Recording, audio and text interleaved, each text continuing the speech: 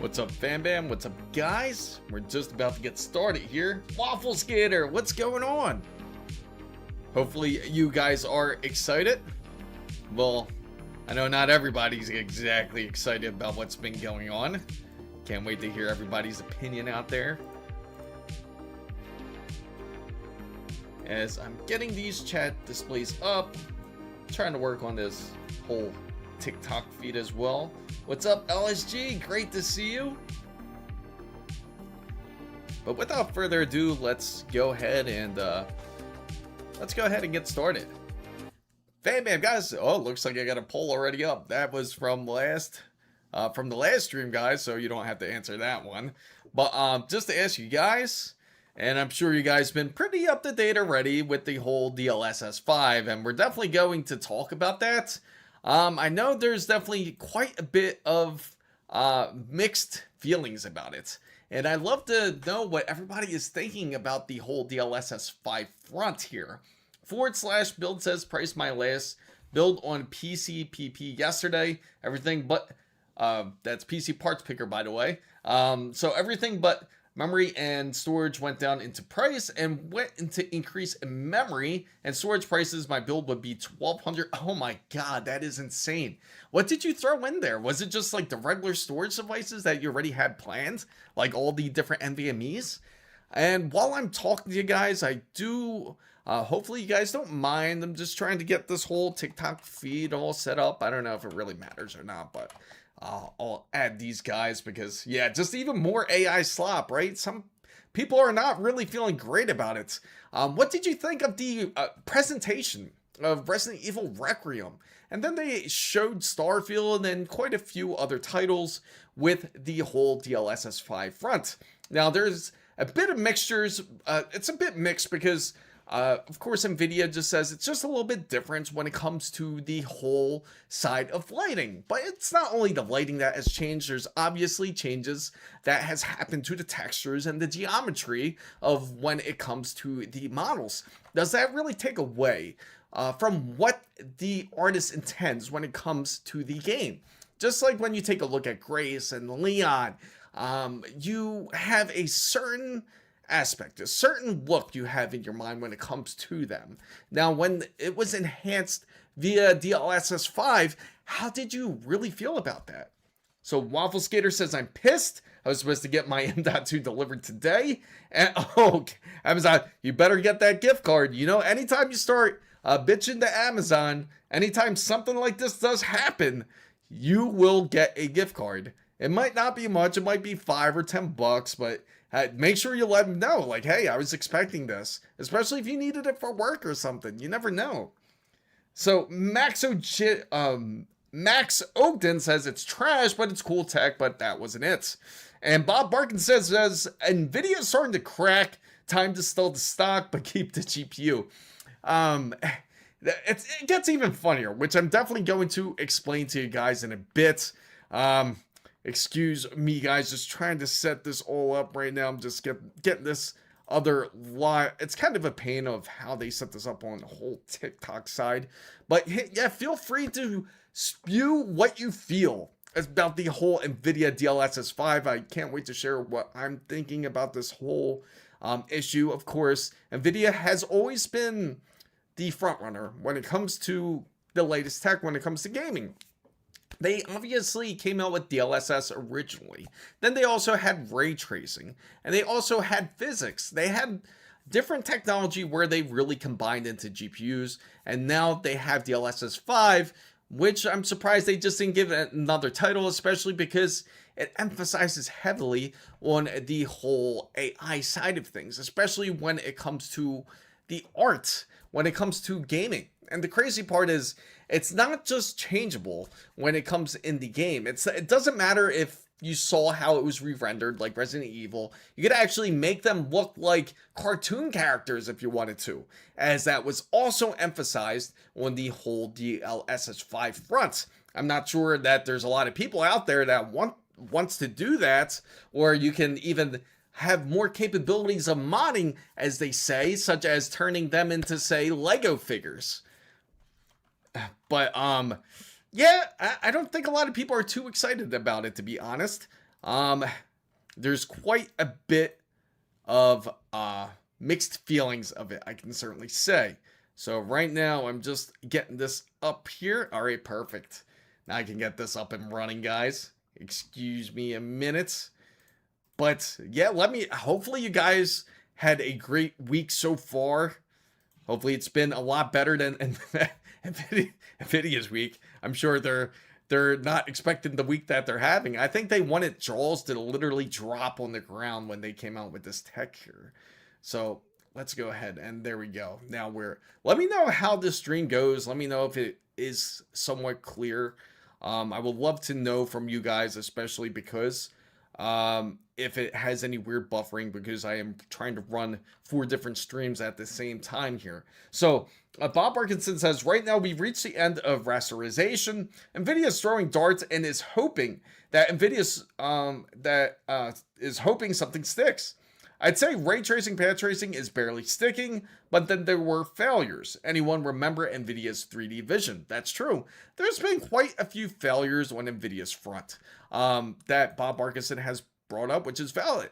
Just like the Nvidia Shield, which was like they're supposed to be like their groundbreaking tech that people were going to use during gaming sessions, but it didn't really pan out as much. Like you could actually game straight from Steam, like to your TV, but again, not too many people were really big fans of it. There's a lot of innovation Nvidia certainly did come out with, which just didn't pan out as expected.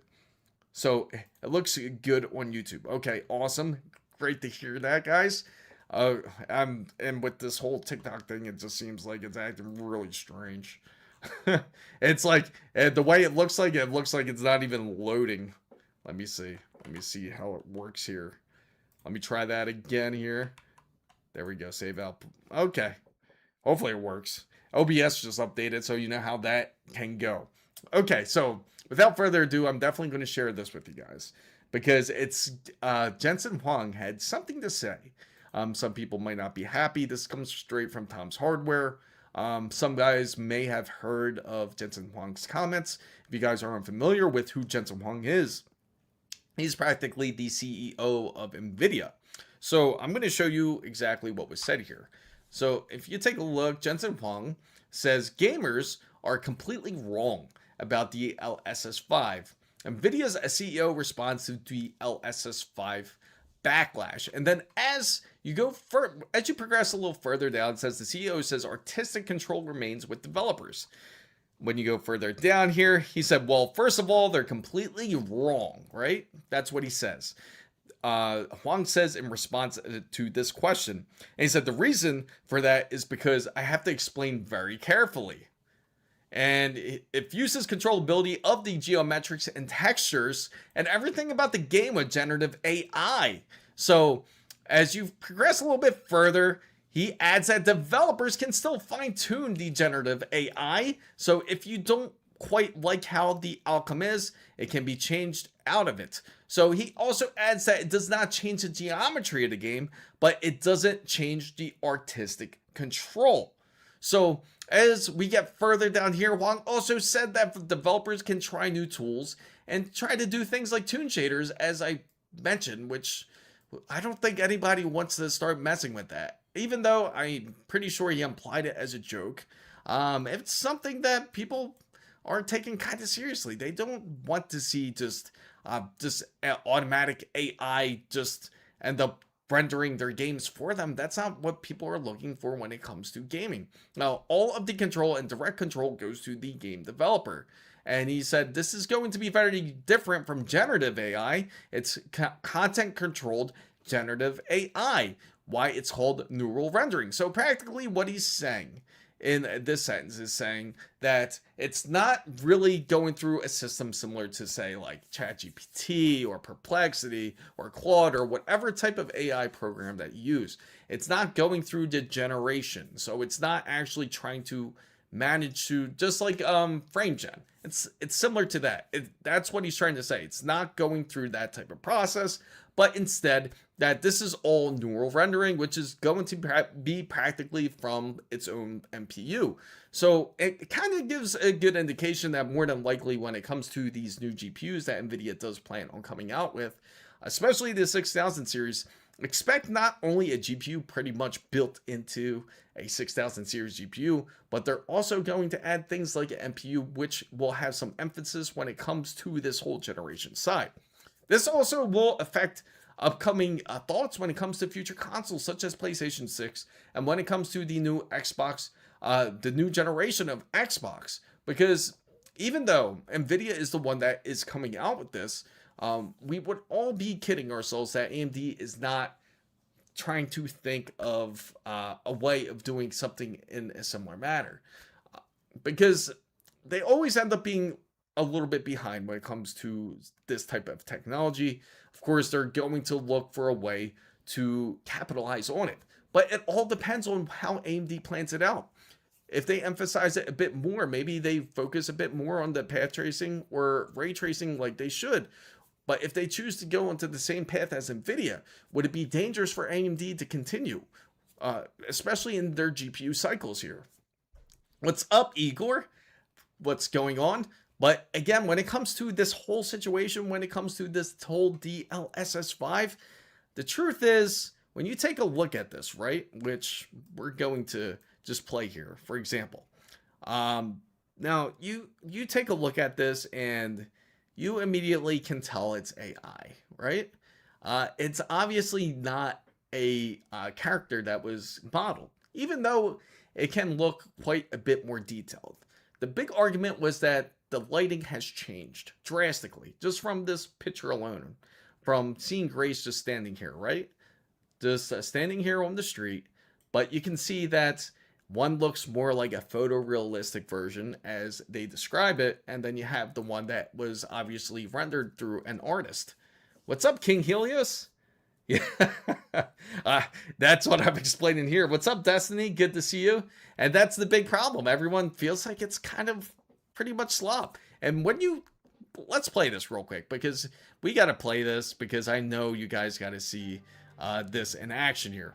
So you take a look at this. This is DLSS 5 off, and now it's on. So it literally looks like that it was processed through something like ChatGPT or any other type of program, really. As much as I hate to say it, I prefer the one on the right. Hey, there's nothing wrong with that. That's your own personal opinion, ground game. That's how you feel. Which I will certainly talk a bit more. I'm definitely going to describe a bit more about what I think they're doing, which kind of reverts me back into the whole thesis of, like, they did come out with different items such as DLSS and ray tracing, and this is their version of their groundbreaking technology. So I am following that DLSS 5 news and PSSR2 for PS5 Pro. Lots of discussion and opinions. I agree. It's AI, as you said, Chris. Yes. And that's the thing. It looks too much like AI. Of course, it's, again, through this whole neural rendering, as he so describes. But no matter what, it still has to generate. So you can imagine how costly it's going to be. Because remember when they did create this whole DLSS 5, and in this sample, or in this demo, that they said that they specifically had to use two 5090 models. Now, tell me if I'm wrong here, but how many people out there have two 5090s in their PC? So I know it's a demo, I know they're just using it for example, but it's going to take a lot of processing power in order to do this. Hence why they're going to have its own NPU eventually when it comes to the whole 6000 series. So I can see it get a bit more expensive in that sense, but it depends on how detailed when it comes to their NPU versus the GPU. Will games truly be really needed will they really need artists, or will they just need stick figures practically, and they let the neural engine kind of figure out the rest? So I like the better lighting, but not the faces. I don't think my Pro 6000 Blackwell can be 25090s. Yeah, that's insane, right? Wonder if AMD is going to follow. I hope not. That's the true question here. So 25090s, yeah, that's another reason why it's a bad idea. What's up, Weenie? Good to see you. And as we progress here, Again, here we go. They're going to show off another game where they show another model, just like Leon, right? Immediately you can see the big difference. Now the big key difference in this is the lighting. Now this doesn't look as bad. It doesn't look as photorealistic, but it looks more like an illustration. Even though it's supposed to depict some sort of photorealism, it doesn't truly look like photorealism. It's not too bad, but to be able to continuously generate this in a game, it's just questionable. How well do you think it's going to truly be able to stick to this exact look? It's going to not look great. I could just imagine like how the original AI videos were. It's not going to be 100% smooth, and you can imagine how messy it's going to get, especially when it comes to the frames. What's up, Jay Sino? He has a I hit the like button in my no problem, T-Dun. Thank you for letting everybody know this. So AMD already has some sort of AI helper in the Adrenaline Center, but you have to check the box to install it, and I don't want you know what that is? That's because AMD has recently been doing a thing where you can actually generate different art if you'd like. You just type in the command, type whatever you imagine. It's kind of like gimmicky type of thing that they're doing, but I guess it's a little bit of fun just to show the power of what you can do with their current GPU. Now, as we progress later into this DLSS 5 video here, you have Hogwarts Legacy, right? And then immediately they put the frame generation on there, and now she looks like a real old lady, right? Allegedly like a real old lady. So it would be better if it did not add deep wrinkles at age like 20 years. Exactly. I think that's the big thing. I think that's what pissed off a lot of people more than anything, that it completely alters the look. Now, I'm not sure how artists feel about it. It's kind of funny how they're a little bit silent, and the reason why they're silent is for obvious reasons. They don't want to look like a shill for the industry, so they're afraid of saying how they feel truly. If there's any artists in here, I would love to know what your current thoughts of DLSS 5 are, and especially for those who are in the whole video game industry. I would personally love to hear from you guys, to hear what you think, because from what I've heard from many other video game enthusiasts that are into creating games, they're not a big fan when it comes to AI art, and for obvious reasons, because it's more like, again, it's all from a database where AI already has a record base of everything that's been pretty much on the internet. They just kind of put everything all together from what they can find on the internet, however you describe it. So it's kind of a mixed bag, again, when it comes to the art side.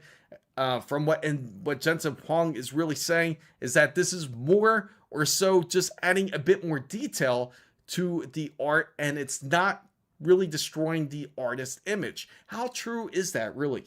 So honestly, the DLSS 5 makes the video too much emphasized. Jensen wrong. and he immediately responded. I mean, it only took a day for him to respond. I mean, how pissed do you think he was when he went onto any of these social media websites and he sees the mockery of DLSS 5 off and DLSS 5 on? I mean, just take a look at all the memes. So Bob Arkin says, I am a game developer. Technically, I'm not interested in using DLSS for my projects. In fact, I am against DLSS, as I feel it's a way for developers to be lazy about game optimizations. That I'm glad you had mentioned that, because that's kind of how I feel about when it comes to things like ray tracing and DLSS. Yes, they're great technologies. They're awesome for what they do. They're great at making games look even more detailed than what they are. The biggest problem is it does take away from the actual art for those who actually want to add the details of, for example, adding the sunlight and actually having the sunlight actually reflect off of, say, a river. All of that can be actually added into a game without using ray tracing. Ray tracing is actually more of a shortcut for you to be able to take advantage of it. Now you have DLSS 5 where you don't even have to make the waves practically in, say, in the water. Now you can actually have the river just have waves from the whole generation. So this AI situation is getting out of hand for a lot. I agree. It's just insane. It's pretty much in everything now. So I saw his response. He already has an explanation for defending the new tech. It's pretty sad. This is where this video is actually coming from. His explanation on where this tech is coming from, like what it's really based off of. So here it is with DLSS 5 on, and now it just looks like, you know, the funny thing is, think about these older games, right? Back then. You know what it kind of makes me think of? And I know some of you guys out there who are definitely from the generation of, say, Sega Genesis, or back when the Super Nintendo, where you had Mortal Kombat, where they actually had real people in the game. Do you guys remember that? They actually used real people and they put mocaps on them in order for them to be added to the game. It kind of has that look, right? Does that, it kind of gives it more of that look instead of the actual, like to actual bring art into the game. It's almost like we're kind of going back in time a little bit with this, because technically we can do this if you want to do it with real people, but now they're just doing it with the art, as they so call it. Now, Bob Barkinson says, ray tracing, path tracing, on the other hand, I feel is beneficial, especially for the games that utilize day and night cycles. For my project, however, I'm using fixed scenes, so I'm using old static shadow maps to create my vision. That's pretty awesome. Would love to see the different projects that you're working on. Now, as we continue here, here's Starfield. Starfield, of course, isn't that great visually, but then, of course, you have this magic change once they add the whole DLSS 5, and some people may like the enhanced look to it. So I am a Super Nintendo guy, and Mortal Kombat as well. Mid-90s, yes. And frame generation is used instead of optimizing games as well. And that's a big problem, especially today, like when it comes to the hardware space.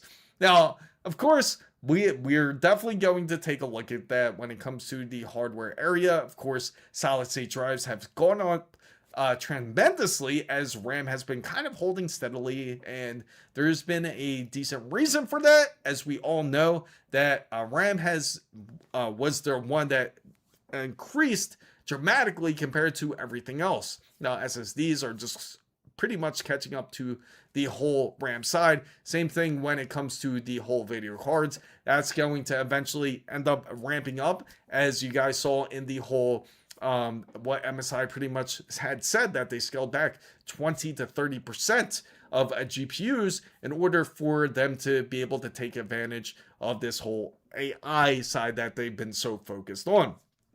Now, I think it's a great idea for Nvidia to just pretty much split off a GeForce and let it be its own company at this point. Now, Nvidia could still be, of course, part of it, but it is losing a bit of identity. Nvidia seems like it's more of an identity crisis today, where you're not sure if it's truly for the gamers anymore.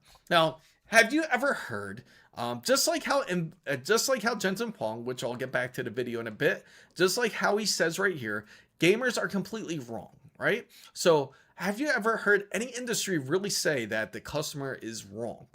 When is the customer wrong?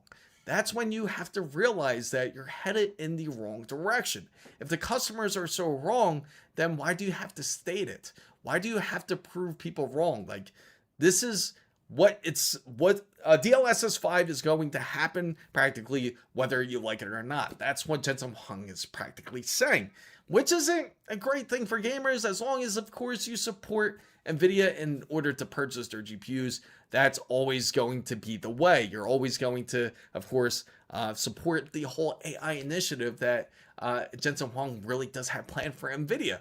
Now, on the good side of things, I can say, the fact that Nvidia has been quite the innovator when it comes to games, such as they were the first ones to really innovate, like when it comes to graphics, when it comes to PC gaming, and the same thing when it came to using physics with their GPUs, and also taking advantage of ray tracing and taking advantage path tracing, and of course you have the whole DLSS and you have DLAA, and they have all these great features when it comes to gaming.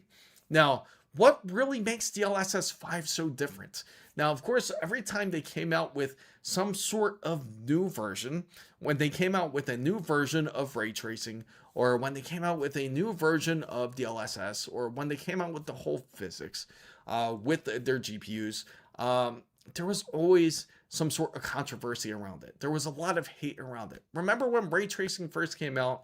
It wasn't that great. It wasn't beautiful. It was questionable. People found it kind of pointless. So people didn't really accept it at first. But now when it comes to DLSS 5, pretty much the same thing has happened, the same cycle. People are hating it. But at the same time, some people are accepting it. So what makes this case so unique? What makes it so different from the prior innovations that NVIDIA has come out with? I would love to hear what you guys personally think about this, and why you feel that DLSS 5 is this terrible. So Sweeney says, because he doesn't care about the customers, we don't have the money to serve us. It sure seems that way. So NVIDIA could not care less for gamers. We are less than 10% of the revenue source. Absolutely. King Helios is correct. If GeForce becomes its own company, it would be a way better for us. I agree. I think if GeForce became its own company, they would listen to the gamers more. I feel like it would be more for those who are actually into gaming, instead of trying to innovate something new for AI. I get his whole purpose of showing that AI is the new wave, that this isn't just AI slop, which he gets pretty pissed when people call it that. Same thing with Microsoft. They get pretty pissed when people call it AI slop, because they put so much emphasis of who the creator is of this whole AI side of things and how they use it, whether it determines it to be AI slop or not. But nobody is really looking forward to having AI generated. Well, as he says, it's not AI generated, it's neural generated, so it's coming from a whole different system here. So I wouldn't be surprised if in the next few years, if NVIDIA only makes high-end GPUs, and if that's any. What's up, Zane? Oh yeah, you built that PC. So, and this is why DLSS 5, DLSS was upscaler since when it is a filter. Yes, and that's the thing. He calls it just pretty much like a filter. It's not that much different. If the whole purpose of DLSS was to really change the shadowing, the lighting, but not truly the architecture. Maybe add a little bit of details, like as we took a look at the video when we were looking at Black Myth Wukong, where you got to see a bit more of the details, where DLSS really emphasizes it a bit more compared to DLSS 5, where it's going to look like pretty much like taken out of the real world. So it's not going to have true to life imagery, if that makes sense. When you take a look at things, it's going to look more like a photo. And for them to be able to process this, to be able to process the graphics, for them to be able to neural process, which is also going to require a different NPU eventually. So this is, again, more of an indication of what we can expect for the 6000 series. Remember how we were talking about how the RTX series is pretty much the last of its line.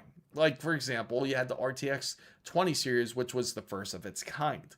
Now, prior to anything before the RTX 20 series is the GTX. And the GTX is pretty much gone today. They got rid of it pretty much last year, that they are no longer upgrading GTX cards. And because once they do something like that, you can expect that a whole new generation can certainly happen, which is happening today. Or I should say within this week, where DLSS 5 is trying to kind of emphasize on that. So we have a pretty good feeling, as we all spoke about this, where we all had an idea where NVIDIA was going to call these new GPUs pretty much AI. So you can imagine that it's no longer going to use the RTX name. It's not going to be called the RTX 6090, for example. You can certainly expect maybe the 1000 AI or the 1090 AI. They're gonna have their own AI name through this to really emphasize gaming. But if we're thinking about if they're going to add an NPU plus a GPU, which is going to be pretty much Rubin that's going to be in the new GPU, it's going to be, well, expensive. Just see how expensive it is today, like when you purchase a RTX 5090. RTX 5090 on the low end, the cheapest RTX 5090 you can purchase today. In fact, we'll go to Micro Center to find that cheapest cheapest RTX 5090. It's not, I'll tell you what, it's not going to be under $3,000. So if you take a look at the cheapest, oh, now it's doing this whole nice verification. Okay, wonderful. Okay, so the cheapest 5090, let's go lowest priced because we're trying to find the cheapest one, is $3,000, but they're sold out. So the cheapest is $3,000. So imagine a high-end one where it's neural processing with a GPU. It's going to be expensive. So imagine, I like that. AIX. Oh, that's funny. What's up?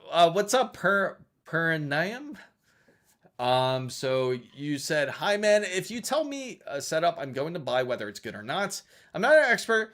I'm a professional esports player on Valorant. Awesome. Feel free to post it. I would love to see your setup. 1690 Ti possible. Any Ellis? Integrated graphics is going to be fast as low-end cards, where it is going to be eliminating the end of the market, which is going to be uneconomical. Agreed. I could build a whole 5080 build and set up for that price. Isn't that the crazy part? You literally could do a full, you heard that, everybody? King Helios can do a full build with a 5080 for the price of this RTX 5090. That just shows you how out of touch Nvidia could truly be. Again, the MSRP, you saw the video, the original MSRP for a 5090 was $2,000.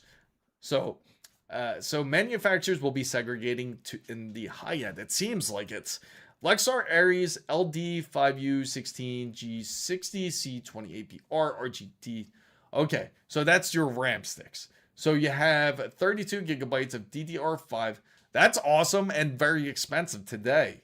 But they're good. They're very good, actually. I'm assuming you're putting it in an AMD system. Are you just asking about your RAM sticks? So the 9050 X3D for CPU. Okay, that's a good choice. I was able to get the Astral to start in the month for $35.09. Damn. At least you got it for $200 cheaper than what they're charging for it now, because it's absolutely crazy. You take a look at the Astral today. Let's see. Where is the Astral hiding at? Let's go highest price, because I know it's going to be one of the higher cards here. So the Astral, they don't even have it in stock. I have to add in that they actually bought them all out. So let's see, include out of stock items. Oh, I went highest rated. I gotta go to the most expensive, highest price. And we don't want PCs. And here it goes. Where's the Astral? I know you're here. Here's the Astral, 3509. So okay, so currently it's at 3509. I know for a fact it's at 3709 once they get back in stock. So it's like $200 more than what it should be. So I have an X870E for the e-gaming, and you have 5070 Ti for a GPU. That's a awesome combination. For esports, that's a great choice to actually have together. Now, what type of display are you using? I'm assuming you're using a high refresh rate monitor.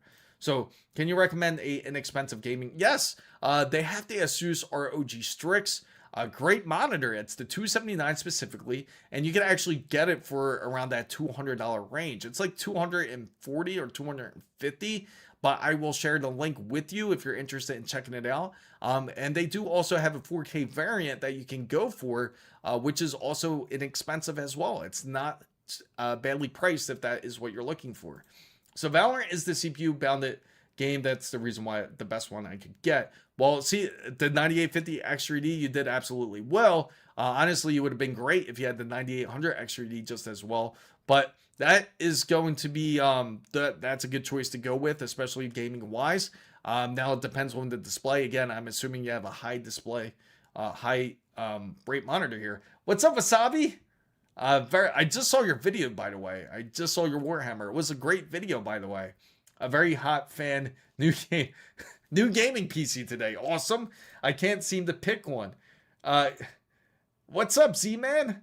So, which is better for you, the RX 7600 XT or the RTX 4060? Now, if you're to pick between the two, I would say between the two, I would go with the RX. RX 7600 is a great choice, but the RTX 4060 has the edge just a bit. Not a lot, but just a bit more. So not bad considering it's 4 to 5K on Amazon. So 600, yeah, so 600 hertz. And just to let you know, and what type of display? Is it at 2K, I'm assuming? At the 21, is it the, what is it? The 2160, I believe it is? Or is it the, are you playing on a WGA type of display? Because if you are, you should be able to handle it without a doubt. Yeah, it's no problem, Wasabi. See, but you're talking 16 gigabytes versus 8 gigabytes. Well, the thing is, you're not going to take advantage of the 16 gigabytes completely, unless you're going full. Okay, 1080p. Yeah, you have no problem doing that when you're 5070. And more than likely, you're not going to go for the best graphics, by the way. You're not going to look for the best quality. You want to get the best performance out of your PC. So TechNote says, I learned my lesson. I would have saved about $2,000 back in December. But I built my PC about 1 week ago, ended up buying 64 gigabytes of DDR5 and one 4 terabyte M.2 driver. So I got one 2 terabyte M.2 drive. Prices are insane now. Absolutely. And he's not kidding. Like, if you haven't seen the prices when it comes to SSDs, you might be shocked. I'm warning you, if you are sensitive, if your heart is sensitive, beware of the pricing here. $400 for a 2 terabyte Samsung 990.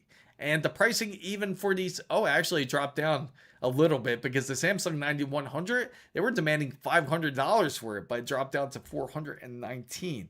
So again, the pricing is extremely high for when it comes to NVMEs. So Warhammer is insanely good. Yeah, a lot of people do love that franchise. I've been playing, I actually played one of their games recently, but it's more of their first-person shooter version of it, which wasn't bad. Thank you for subscribing. You have an RTX 5060, nice. I used the 12 gigabyte on 1440 with my 7600 XT, awesome, and up to 12 gigabytes depending on the game. A brand called XSN has dropped on Amazon a 16 terabyte SSD. Really? That is insane. That is crazy. Also, bro, you look well, but not gonna lie, you hit the gym. Yeah. Yes, I do hit the gym. Thank you. Thank you very much. Make sure you do exercise. Do not rely on DLSS 5 to make it look good. But by the way, let's go over here. We're gonna go on to talk about this whole DLSS 5. Call it the whole AI generation gates. Again, I love what he says here. The reason for this is because I have explained very carefully DLSS 5. It looks... So, bro, it's... Thank you.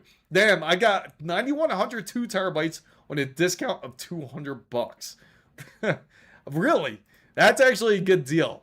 Like, in order for you to get the 2 terabyte version of 9100, it almost seems unheard of today.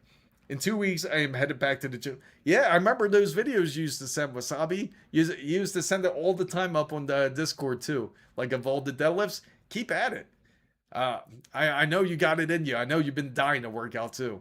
But Jensen Huang has been saying the reason for this is because I've explained very carefully about the DLSS 5 and that it's the controllability of geometry and textures and everything with the games with generative AI.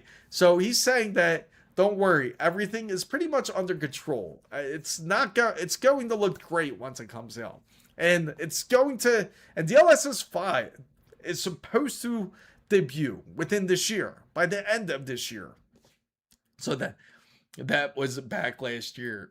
A motherboard B860M Max Gaming AX. Okay.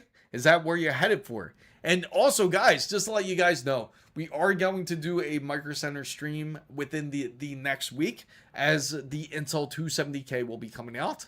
I'm still quite undecided. I'll let you guys really choose. Let me know what you guys are feeling, whether we should go get the 270K on the day it releases, or should we wait till the weekend to kind of grab everything together, which is going to include the two builds, which is going to be the Intel 270K build, and which is going to be Project Oris, and we do have Project Metal that's on its way too.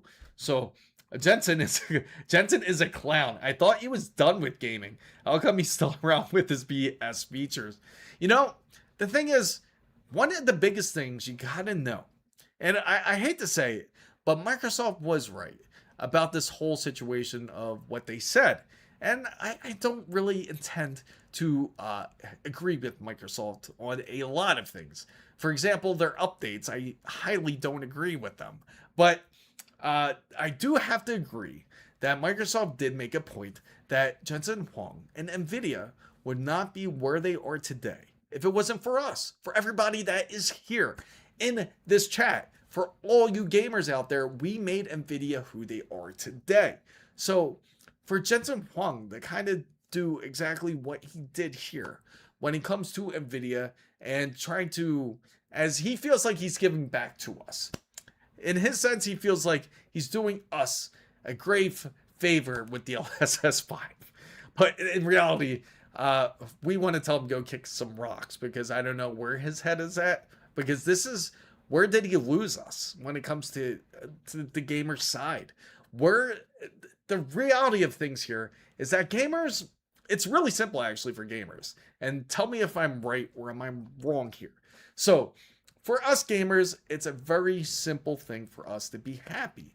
It's not even about this whole DLSS 5. It's not about even ray tracing. It's about none of that. Really, it's about having fair pricing when it comes to graphics cards. If we have that, then that is, we would be stoked about everything that they come out with. I don't think we would care as much, but to keep pricing the bar higher and higher is where they are losing us and losing the original community. And that's something where he has to face and he has to understand, because once he really loses his true base and tries to switch to a whole different, like, whole AI crowd, just so to say, it's not going to be exactly the same as he thought it was going to be. Because for years, we've always supported Nvidia. We always, anytime we saw Nvidia involved into some sort of project or come out with some new product, they would have the gamer support. But today, you could sense that it's a bit different. So King Helios says, I'm getting that 270K the moment it drops. Doesn't sound like a bad choice. It doesn't.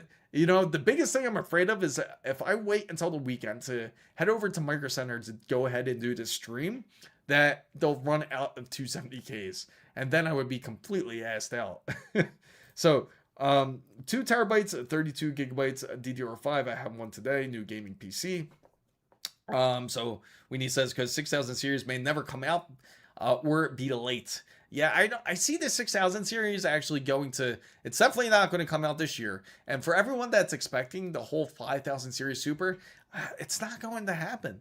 I hate to say, it's really not going to happen now, especially with their heads in the cloud with the DLSS 5 here. I see the whole 6000 series, or whatever the new series is going to be called for Rubin, it's going to end up releasing in 2027. And the reason why I believe it's going to be 2027 is because you have the new consoles that are coming out. And usually that always lines up when a new GPU is released as well. So Wasabi says, Jensen lost the plot back in 2020 when he started cashing more money. Yeah, we should have got a good indication of that, in fact. Like, remember when he started trying to come out with GPUs with the 30 series where they were specifically built for mining? And what happened? What happened to those GPUs? Never heard from them again. You never see them making those alternate versions for mining anymore. It's completely changed over to AI. So what is different about this phase? Is this truly the future that everybody is looking forward? So do a Saturday stream for Micro Center trip. I hope I get to wake up in time for to watch you shop. Don't worry, with the Micro Center trips, usually I'll go live around 10 a.m. And the reason being is I can't go live any earlier because Micro Center isn't open any earlier than 10 a.m. If I go a bit earlier, you might see me eat breakfast, but I won't be in the store. You won't be really missing anything until I go inside the store. Why do you think they are pushing cloud service gaming? They don't want us owning anything. Some people truly believe this. Do you? I'm going to throw a poll out there because I haven't got to throw a poll actually during this stream just quite yet. I apologize for that, guys. I know you'll love answering these polls here. So I'm going to actually ask this to everybody out here. That do you believe that cloud gaming is the way they want us gamers to go? So do you believe cloud gaming is where gamers are forced to go? So you can answer yes or no, and I'm going to put the poll up here. Do you believe that cloud gaming is where gamers are forced to go? So if you believe it, put 1 for yes, put 2 for no. So feel free. Okay, I got you, JCino. I'll hit you up with the link. I'll pull it up. Let me see. I think I can find it relatively quick here. Let me see. Of course, this thing doesn't work. All right, so let me see. If I pull it up, I'll put it up for everyone. And just to let everyone know, this is an affiliate link here for anyone that is interested in this specific monitor, which is the ASUS. Let me see.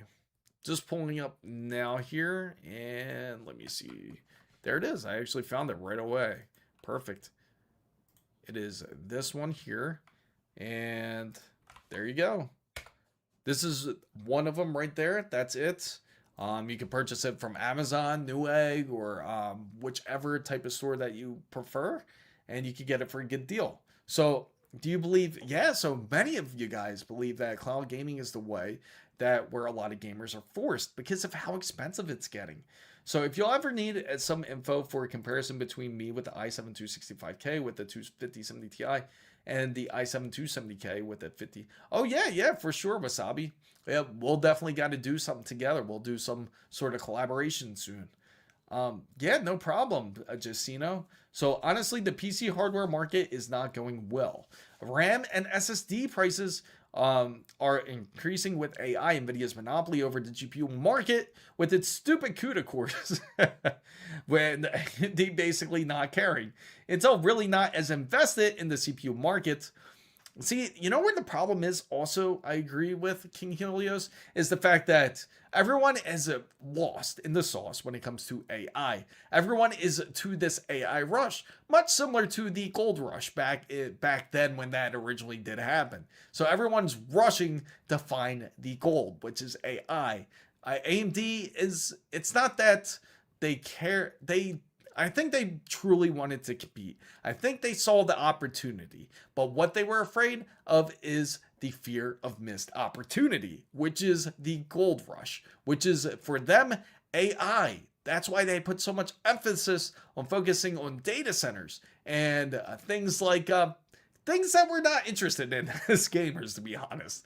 It's going to be more focused on servers, server racks, and also creating more AI so that way they're able to do so, which is, again, they want to create that extra memory so that way they can get it done. They feel that whoever ends up winning this race, whoever finds this magical AI key that will end up ruling pretty much the whole tech industry. So that's why you have AMD, you have Nvidia, you have Microsoft, you name any tech company out there. Even Razer is involved in this whole AI race. Whoever gets there, whoever finds the most demand will be the winner. That's how they look at it. But the crazy thing is, this could end up blowing up in everyone's face, which is the crazy part. So, what's up, Robert Cross? Thank God I bought 2 sets of RAM sticks of 32 gigabytes each back in January of 2025 for 250 euros. So I hope the watching these lives are invested in all. Hey, I know these companies are tuning in. I'm pretty sure that some of these companies are tuning in, and they probably, if just to let you guys know, I am not. I am just speaking everything that I think and the truth. But if something did ever happen to me, just know I would never do that to myself. So AMD never missed an opportunity to miss a opportunity. So, oh no, not Razer, the guys who bought Oya and shot it. Yes. Who remembers Oya? Oya, that legendary device there. So, my SSDs and RAMs have already tripled in price. I just wish I won't have any more SSDs prick in Windows. If I get one more, I swear I'll be switching Linux for all. I don't blame you. It's been crazy. So, with SSDs, it's just been too out of control. It's insane to look into your drawer because how many guys out there are pretty much guilty of having, say, a 1 terabyte drive just sitting? Like maybe you have one, maybe you have two, maybe even up to three, where you just decided to upgrade your 1 terabyte drive to, say, a 4 terabyte drive. And now you have these 1 terabyte drives that are sitting pretty much that are valued and worth at $200. Now, of course, no one's going to buy it at $200, but the value of the SSD now has gone up tremendously. So, will the prices ever go down for storage? I think I would highly hope so. It's almost to the point where it's a bit scary because here, let's go take a look at the SSDs. And the reason why I say it's a bit scary when it comes to the whole SSD side, I'll turn off the polls. It looks like we mostly got yes. We believe that cloud gaming is going to be the way to go. I'll put up another poll in a little bit. Now, the reason why I say this is scary the way it is because this is now going to be, we're not sure if this is going to be really a true normal now. If you notice that all the pricing for when it comes to RAM, how many people have looked at RAM now and said, oh, $400 for 32 gigabytes of CL30 is not that bad of a deal. That's almost at the level we're at now. We're getting used to it, which isn't a great thing because originally you could purchase it for about a little bit over $100. In order for you to get some CL30 with 6,000 megahertz, wasn't that too crazy expensive. But now it's literally 4 times what you originally purchased it for. Maybe more like 3 times of what you originally purchased it for. So is 3 times the price going to be the new average? Is this going to be the new normal? As of today, as of 2026, this is going to be considered normal. Not until we won't really truly see a full out change until there is an overproduction of wafers, which unfortunately isn't happening because all the wafers that are currently being produced today in the whole AI for the fabs, the chip fabs, everything that's being produced today is already bought. So that's why there's the shortage because anything that they are producing is pretty much bought throughout the year into 2027, even up to 2028 at the latest. But 2027 seems like that's the more realistic end of it. Hopefully they end up canceling more orders or they end up not being able to afford the bill of having these wafers. If they're not, that's more wafers that will be available. Then you would see some sort of change when it comes to pricing. That's the only time you'll see change is once you see the demand pretty much drop from these AI companies. And now they have all these wafers where they don't know what to do with, where they're forced to put it out into the market to create RAM or SSDs and they'll end up having to take their loss if, say, for example, OpenAI didn't purchase it all. So that's the only way for the short way of it to happen if they end up declining or they end up they don't have the cash really to be able to purchase these wafers. That's the only way that it'll end, unfortunately. So I have to be honest, the latest Noctua case looks good, but the details of the it's funny, they're really trying to sell us on the wood side of things. Montech has been on the ball, I gotta say. Speaking of which, I switched to Linux 2 days ago. How do you feel about it, by the way, Bob? Catchy OS is running great, but it's pushing me to get rid of dual monitor setup. Should I get a triple 4K or 120 or an ultra wide? Go ultra wide, man. Yeah, you'll love it. Ultra wide is wonderful. Once you go ultra wide, it's really hard to go back, to be honest. I was supposed to have 2 terabytes sitting on my front porch when I oh, that's so frustrating. Did you contact Amazon? Tell them that you were supposed to get your 2 terabyte SSD. I actually looked up the first time I built a PC back in 2016. I bought 16 gigabytes of DDR4 dominator RAMs for $200. I loved how they looked too, like how sleek they looked. They had the DDR4 sticks that had they had specifically the black ones. I remember were they I gotta say they were unique compared to DDR5. For some reason, I feel like they had a better look to it. I got my 4 terabyte drive from China. It was cheaper. Oh wow, that's kind of funny. I have a feeling when OpenAI crashes, there's going to be, and that's the thing. That's exactly what would happen. It would be like a huge liquidation sale. You know how many people are going to be at a Micro Center or at a Best Buy once everything goes up to liquidation? Like all of a sudden they have an oversupply of RAM. Just imagine. It would be like a dream. You walk into a Best Buy, you walk into a Micro Center, and you see these big boxes, and they all have RAM in them because they had so much of it, so much of an oversupply of wafers, and they're just filled to the brim with RAM. And now you can finally purchase RAM for a fair deal. It's no longer $400 because now the store just wants to get rid of it. They just need it out of the shelf because it's taking up too much space. I can't wait for that day. OpenAI would have gone bankrupt of Q4 of 2026 if not for Nvidia dropping 20 billion. You know, the funny thing is about Nvidia, about how they said that they were not going to invest so much money to them. If you guys got to see that clip, I put it into one of the videos about how Jensen Huang said specifically that he was not going to give them, I think it was $100 billion, if I'm not mistaken. He said, I'm not giving them $100 billion. It was never promised, but I said I will look into it and invest whatever we can from Nvidia into OpenAI. And I think that crushed Sam Altman's heart right there. So I need TSMC to build us a factory way bigger than it is. And that's the problem. Now, the thing is, now everyone is curious about like, why is there such a problem with wafers? Can't they just make more factories? Yes, they can. The problem is a lot of these investors know this. They know that they can make more factories. There is a reason why they're not doing it. It's because they still feel that AI is too high of a risk. They feel that they're not making enough money to say to invest more money into fabs. Otherwise, they would. For now, the temporary fix that they are currently doing is purchasing old semiconductor factories where they're not really being used as frequently. They've been purchasing old semiconductor factories in Taiwan in order to continue production, to expand it. But they do ask investors like, hey, can you give us a little bit more so that way we can keep up with supply for not just AI, but for the consumer base? And the investors practically said, no, I don't. OpenAI isn't making us money. We're losing money. Every time we give money to OpenAI, it just never comes back. It seems like a black hole.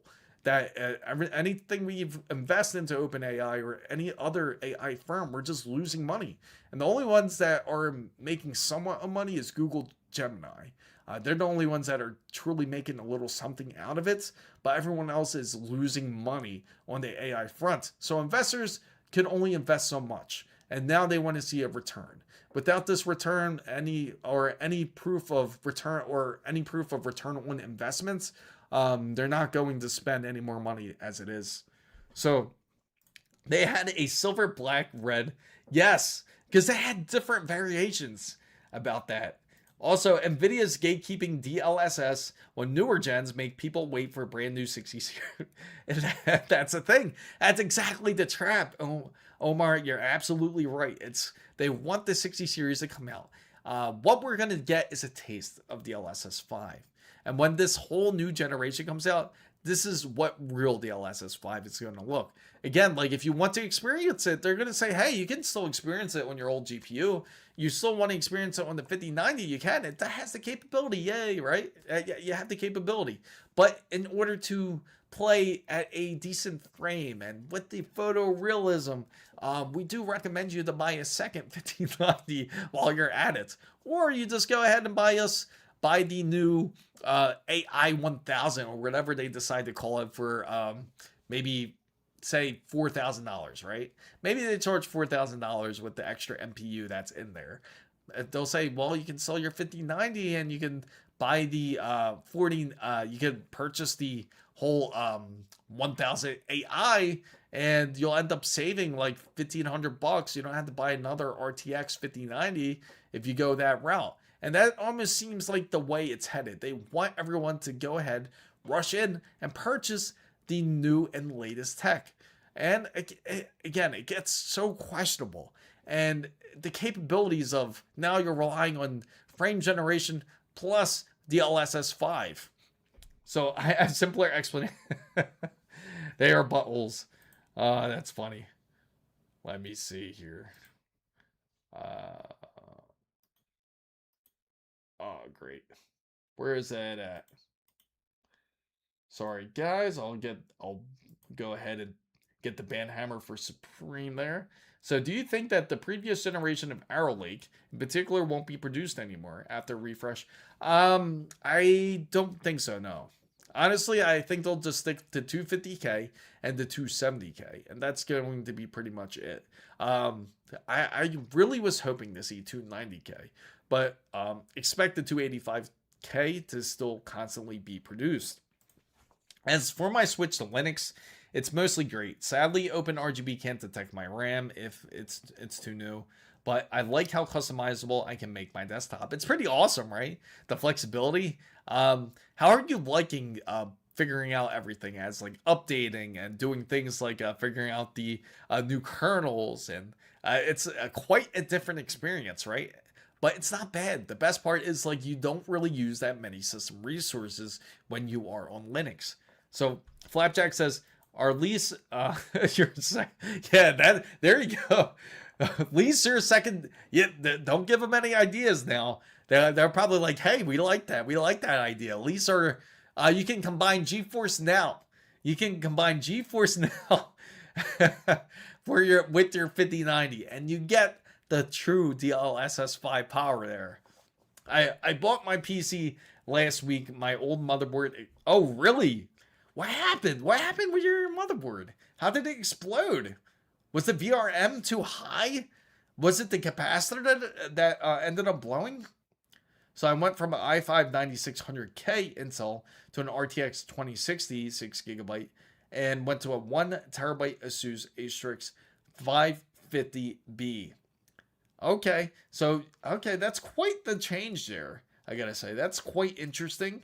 So you went from an i5 9600K RTX 2060 6GB over to a 550B, the DDR4. What motherboard did you go to? Or is that the motherboard I'm assuming is the one that blew up was the ASUS Strix, was it? It can't be the 550 because that's AMD there. What motherboard was it that exploded for you? So the 270K feels like the 285K, right? It sounds like it's almost the same specs. It's just a little bit different. The difference is the clock speeds on it. The cores are not going to match up, obviously. It's going to be closer to the 265. But it'll be great for anyone that is looking to have that ability to be able to game with a Intel processor.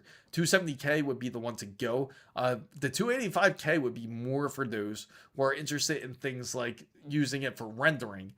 Things like using it for, say, you're more into video editing. Like things like that, the 285K would be a bit better for when it comes to the multi-cores.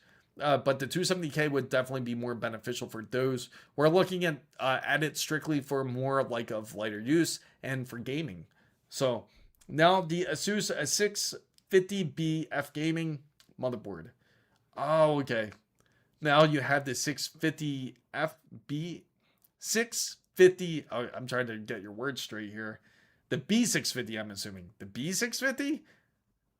And you have the ASUS F gaming motherboard. Oh, that's a good choice. So you're into so you're into the new generation pretty much now. How do you like it compared to your older motherboard there? That's pretty wild that actually happened on Arc Raiders. How long did it actually take for it to blow up? Was it the capacitor that blew up? So the question is whether the 270K is going to have... No, actually, Okay, so if anyone's curious about the pricing when it comes to Intel, the 270K is actually going to be priced actually really well. It's going to be $300 USD, and for the 250K, it's actually going to be priced at $200 USD. So they're both priced phenomenally. So if you're looking for a pretty decent build, especially if you're going through Micro Center to look for the build, I wonder if they even have it. Let's take a look. Did they actually post it? Let's take a look here. No, they didn't. Because sometimes you can purchase the processors and you can pick them up at Micro Center. Unfortunately, they didn't. But you can actually purchase it again for a very good deal. $200 for the 250K. 200 and the 270K is only $300. Now the 285K, that's going to be priced, I think, at like 535 about something like that, or 545. It's going to be a bit on the higher end, but not everyone's going to need a 285K processor. Yeah, $540. So if they did come out with a 290K, it'd probably be closer to the $600 range. I think that's why they didn't put it out, because they wanted to match the pricing a bit better. So, oh, that's the other motherboard. You right? The 6 to 7 years. I don't remember. 550. Yeah, that's why I was thinking it had to be the 550 then. The 650 is the B650, I would assume. I purchased Trident Z5 Neo RGB to 32 gigabytes for 1,299 Canadian dollars. The next day, the same store drops it. Oh my god! I returned it and purchased it again at the lower cost. That makes sense. The next day, it goes, wow. Talk about the timing you found that. That's pretty dope that you found it at a good price and they were willing to refund it. Do you mind dropping the store's name? Or is it more of a smaller store? You don't want to expose them. My SSD has appreciated more price than my RAM. I think if everybody looks at the rig and you look at your specifications, I'm sure that your PC has gone up about roughly about 2 to 3 times worth than what it originally was. Congratulations, for the first time you built a PC that hasn't depreciated, which is quite insane, right? Usually you hold a PC for 2 or 3 years, it's half or even less than half of what it's worth. And now somehow your PC is now worth more than what you purchased it for, which is insane. So yeah, RAM I had to buy 390, I think, for 32 gigabytes. Oh, euros. Yeah, that sounds about right. That's about the right pricing.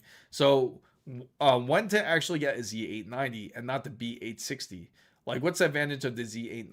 Okay, so the biggest difference between the B860 and the Z890 is you're going to have more lanes to take advantage of. If you're looking to use more lanes, if you're looking to use more things like PCI Express 5, and more features such as faster Ethernet, like internet connection, and you want to have like a little bit more upgrades, then the Z890 would be the way to go. The B860 is more for those who are just looking to get a good deal on a budget, like on an Intel PC, but without spending the premium cost that that a Z890 would cost.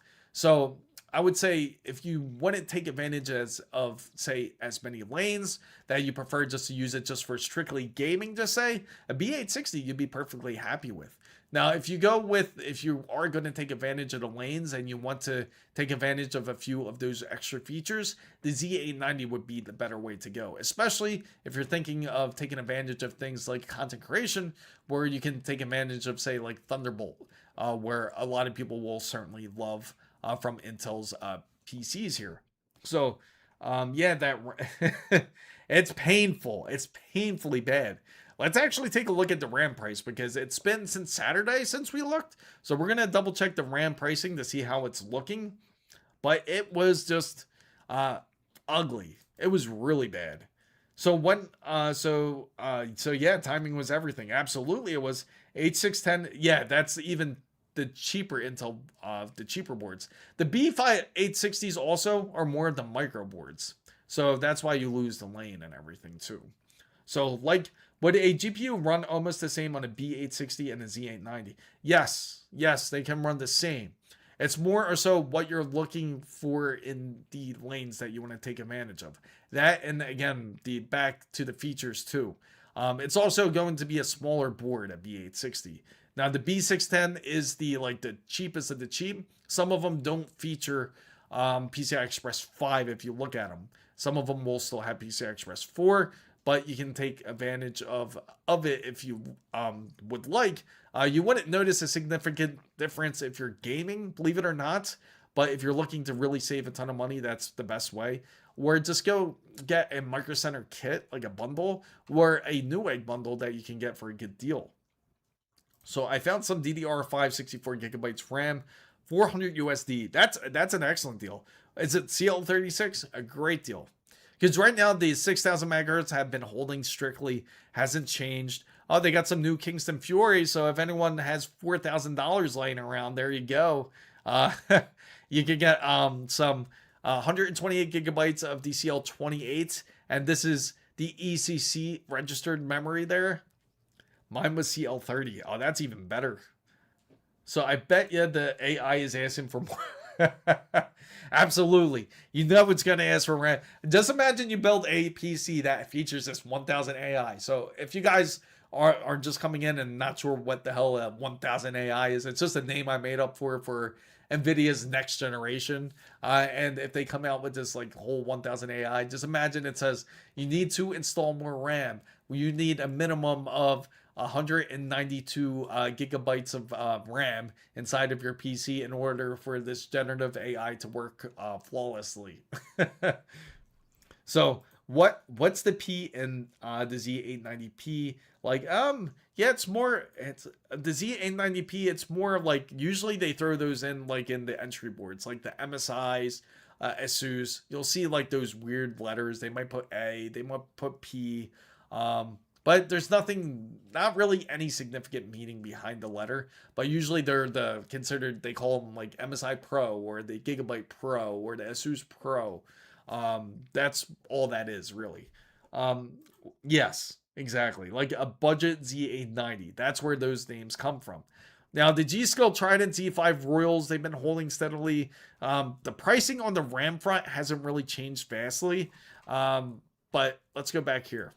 Let's take a look again. The SSDs, that's the ones that you have to be concerned about today if you are looking to find any PC hardware. I highly recommend everybody, if you're looking for a kit, for example, just go with a full-on kit. Micro Center has great bundles. Like you can get a motherboard, a CPU, and you can get some RAM for $530. This is for ASUS Z890 as you wish gaming Wi-Fi motherboard here. Ernesto, great to see you. I've had experience with Ubuntu since 2010. Jumping back, isn't it a big difference though? Like from what it was back then. I gotta say, like seeing how much it's changed, especially today, like how accessible everything is compared to writing everything in the terminal. So I know you've experienced that before, like where you would have to open up applications through the terminal. Yes, happy Wednesday. So let's not forget, NVIDIA produces more mid-range GPUs with entry-level VRAM. Yeah, and the crazy thing is, though, yes. Oh, yeah, for sure. I agree with you, Omar. But the crazy thing is, I think there's the largest shift and the largest change that's going to happen when it comes to NVIDIA is I feel like when they go more for the budget side, it's not going to be as focused when it comes to the whole GPU side. Like, for example, you have GB202, which is going to be, that's what RTX 5090 is based off of. So when you come out with a new series, when you come out with the 1000 AI or whatever it's going to be called, I truly believe that the lower budget models are going to have the larger NPU in it versus the GPU. And the reason why it's going to have the larger NPU is because it's going to be there to help generate local frames for when it comes to, say, for frames, gaming, you don't get the true frames. It's just going to generate it for you to make it feel like you're gaming at high frames. And then when it comes to the graphical settings, Now the GPU will still consistently try to rasterize all the of your game pretty much. It's just going to now also have the MPU, which is going to end up taking over, which is going to be locally and end up creating the photorealistic images for a cheaper GPU. So you're not really running much firepower. It's almost like you're creating more of an illusion more than anything when it comes to the newer budget cards, which I believe is the direction they're headed. But when they come out with the newer ones, like the high end versions, like say it's called like a 1090 AI or whatever, then you'll have a large GPU practically with a just as large MPU with it. And then you're going to get like that true DLSS 5 experience. So I think that's where it's going to end up heading. So I tried to ask AI to understand megatransfers and megahertz. Like 6,000 megahertz is the same as 6,000 megatrans. Yeah, it's pretty much the same. Don't think too much on it. Megatransfers and megahertz are pretty much like on the same subject. I still use the terminal, but the terminal is I get more things on my desktop. Yes, and that's a nice thing about it. In fact, Kilobyte, he's been using. You're on Mint now, right, Kilobyte? From what I remember, which is Ernesto. Eventually, you'll get to a point where you'll no longer need the terminal, but you still have a nice, good-looking terminal. And the crazy thing is, what we're talking about now is like if you ever used anything like Linux. Originally, you would have to use the terminal to open up your applications, open up your programs, install your programs, install your kernels, and doing everything that you need to update your system pretty much. But now it's become so well with its GUI, like where you're able to has its own store, pretty much like how Microsoft has its store to download applications. It also has its own program folder now. It had a program folder before, but now it's much more cleaner, where it's a lot easier to actually look up the programs that you're using and open them up. Same thing with the applications. It's just much more fluid. It's not as complicated as it once was. And over time, it's just going to consistently get better. So, G40 says, opinions on Apple's Mac lineup. My coworker praised it a lot. And do you think there's an alternative to Mac that's going to be on par with performance? Okay, so it depends what you mean by performance. Are you looking for what type of performance, like basic productivity type of performance, or are you looking for more or so, like say, like if you're looking at for more for the content creation side? I'm assuming content creation side because I remember that's what you're into. If that is what you are into, I do have to admit, they are excellent. Mac is definitely excellent when it comes to using things like Premiere or DaVinci, and the battery life is quite significantly better, especially with the MacBook Pros. Now, if you go with any of the lesser models, if you go to the regular, say, MacBook Air, it's not going to be as good. It won't be as great as, say, the M4 Max or an M4 Pro or any of those processing models, the ARM chips. If you go to like the base model M4, it's not going to be as great. At that point, you might as well just go with a Windows laptop, which is also as great. The only negative thing I do have to say when it comes to the Windows laptops, of course, is the battery life is going to drain quite a bit, especially if it has a dedicated GPU. Now, the true question that you're asking, is there really any equivalent to the ARM processor that Mac has? And I can tell you that soon that there will be. The closest thing that we have right now is Panther Lake, but that's not going to truly outshine it. The only other one that you can truly wait for the whole Nvidia and Intel chip to actually come out, because that's going to be quite the battery saver, and it's going to be great for anyone that is also interested in different things like production, because it will have all the power into one. And which kind of brings me up against the line here when it comes to the new whole Xbox Project Helios, which is going to be pretty much one large ARM chip. Same thing when it comes to PlayStation. I believe that's the same direction they're headed as well. So this Z890p is more like $1,200 where I live. Are you in Brazil? I got to ask you, for $1,200, you got to be in Brazil. That's insane.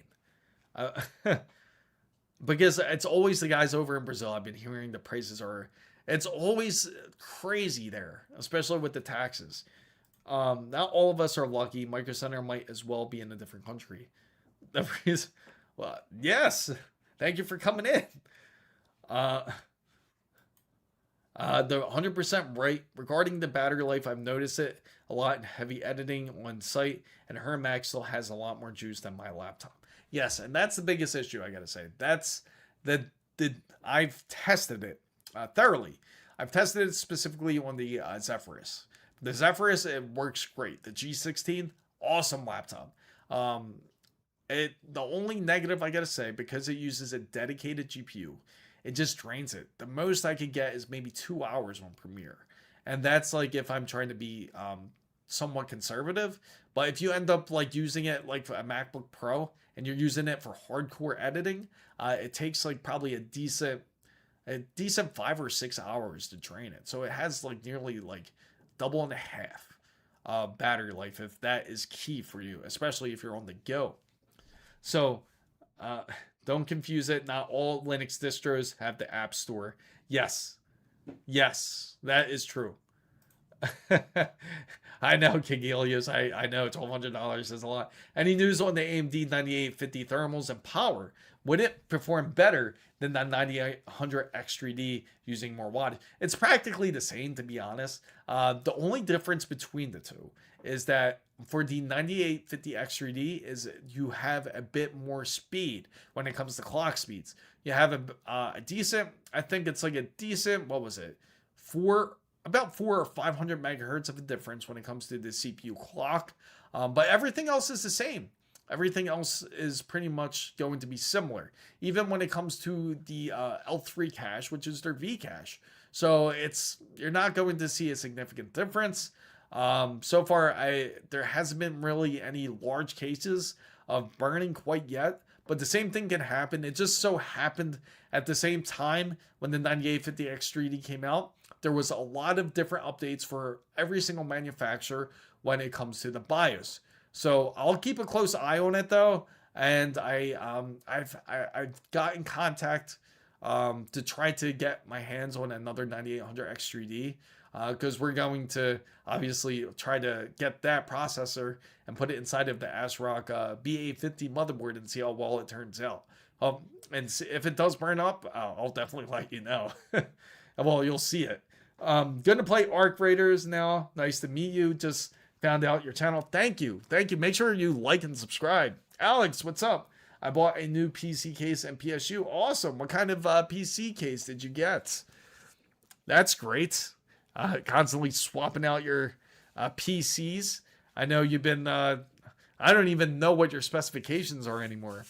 Champ, what's going on? Great to see you. Nice. How are you liking it? By the way? Because it seems that you haven't really put a lot of, excuse me, guys, just picking up I hurt my foot the other day, so now I'm trying to recover it. I was so pissed because I was supposed to head up the gym like throughout this week. And I haven't got to hit the gym, so hopefully I can hit it up tomorrow. Does your Micro Center have the $200 motherboard RAM? Yes, it does. Let me check. He's specifically talking about the AMD bundle. If you guys are curious. Oh, yeah, here it is. So if you guys are curious, it's an AM4 board that actually has the AMD 5500, has the Gigabyte B550, and the Ripjaws 516 gigabytes, all for $200. Now, of course, you can also upgrade it to the 5800 XT. If you do, it's $300. And if you're looking to get into AM5, the cheapest bundle that they currently have is the 350 one, where it has the 7600X, which is the ASUS B650. And it also has the G-Skill Flare X5, 16 gigabytes. Of course, it only comes with one stick of RAM. So, yes, I am. So, would the ASUS ASRock board 9800X3D voltage spikes be solved with new firmware? Yes, it should be solved with new firmware. In fact, the way it's working now, AMD is working with all the different manufacturers, ASUS, ASRock, Gigabyte, MSI, all the BIOS that you deal with when it comes to the front page or on your AMD motherboard is usually worked with AMD in order of figuring out on what the problem is. So far, there hasn't been any issues from what I've seen. Of course, if you have an ASUS board, I highly recommend you to go to the new BIOS. Same thing with ASRock boards, especially. And now, if you have a Gigabyte or a MSI motherboard, also just check just to be safe, just to be sure. What's up, NYC? Great to see you. Yeah, they're awesome deals. There's no way I'm seeing a $740 if I 5080 in this economy. Yeah, no, that I would question.